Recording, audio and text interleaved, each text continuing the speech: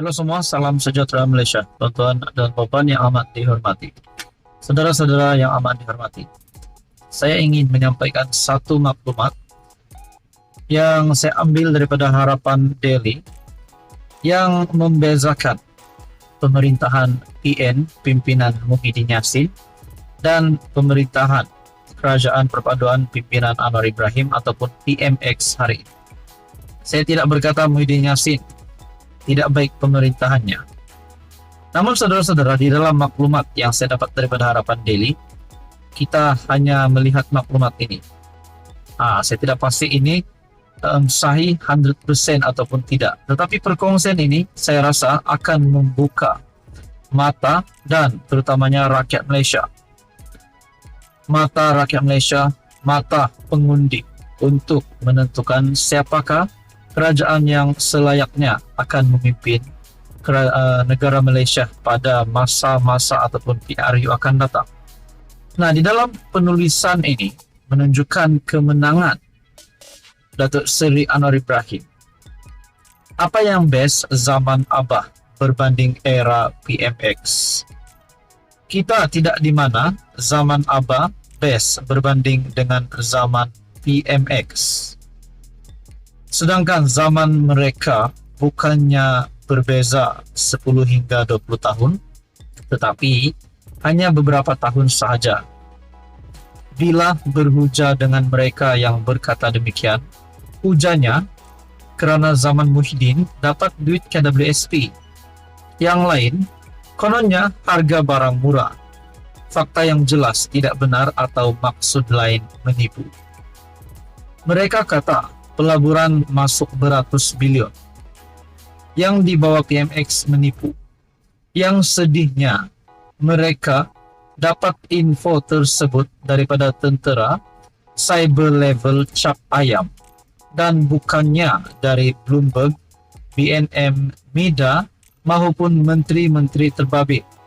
Padahal di zaman PN dulu, berapa banyak pelabur yang lari ke negara-negara jiran dan tiada pelaburan yang masuk ke negara ini seperti mana dilakukan kerajaan sekarang.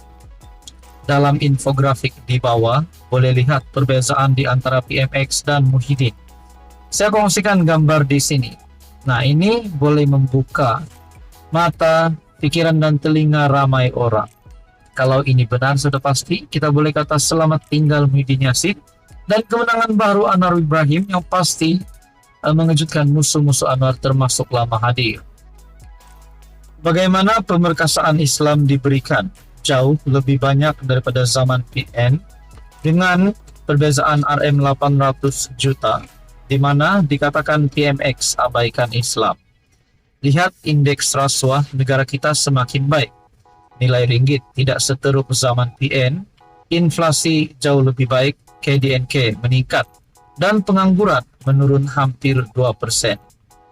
Saya tidak mahu menulis panjang pagi ini, sekadar ingin bertanya, apa yang bestnya zaman Muhyiddin, sedangkan harga ayam mahal, harga minyak 2 kali ganda, harga cili merah naik 3 kali ganda, pendek kata, harga barang mahal. Apa yang bestnya zaman Muhyiddin? Kita dikurung hingga ada yang kibarkan bendera putih kerana susah. Siapa kata zaman PN rakyat senang lenang? Apa yang bestnya zaman Muhyiddin? Sedangkan zaman itu, sudahlah bonus raya pun tidak seperti mana kaki tangan awam perolehi zaman PMX dengan bonus 2.000, duit raya 500 dan malah tol pun percuma. Apa yang bestnya zaman Muhyiddin? Tahukah anda? Nak raya pun tak boleh. Tahukah anda, rakyat negara ini adalah rakyat paling lama dikurung di dunia ketika pandemik. Masih ingat orang Islam atau Melayu sedih masa itu kerana terlalu lama tidak dapat solat Jumaat sebab kita dikurung terlalu lama. Lebih heran, negara kita isytihar darurat semasa PKP. Apa yang bestnya zaman Muhyiddin? Wang simpanan anda sendiri habis 10 hingga 30K kerana dibenarkan keluar bukannya bantuan daripada kerajaan. PMX baru menjadi PM 1 tahun 5 bulan dan kita sudah dapat menikmati pelbagai kemudahan. PMX telah membantu lebih 10.000 doktor kontrak diserapkan pekerjaan tetap di dalam kerajaan.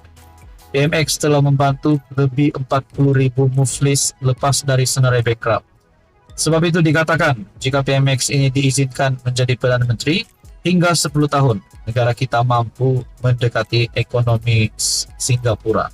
Nah, ini sudah pasti kemenangan kepada Anwar Ibrahim. Kebencian mereka kepada kaum-kaum lain semakin menebal. Walaupun mereka tahu kerajaan PN gagal secara total berbanding kerajaan perpaduan, tetapi isu perkauman dimainkan sehingga ada yang tidak perasan. Pemikiran Khawarij telah meresapi ke minda mereka. Mereka sedang menonton permainan Khawarij, tetapi mereka tidak sedar. Nah, saudara-saudara yang amat dihormati, apa komen Anda? Sekian saja, teruskan bersama di dalam channel ini. Halo semua, salam sejahtera Malaysia. Selamat datang ke channel Fels Lifestyle. Terima kasih kerana masih setia bersama admin di dalam channel ini. Dan kepada yang baru di dalam channel ini, selamat bergabung admin ucapkan. Nah, saudara-saudara yang amat dihormati, tuan-tuan dan puan-puan, kita di Malaysia, di Sabah, di Sarawak, kita hidup pelbagai kaum. Dan sudah pasti kita sebagai rakyat Malaysia yang perlu menghormati antara satu dengan yang lain.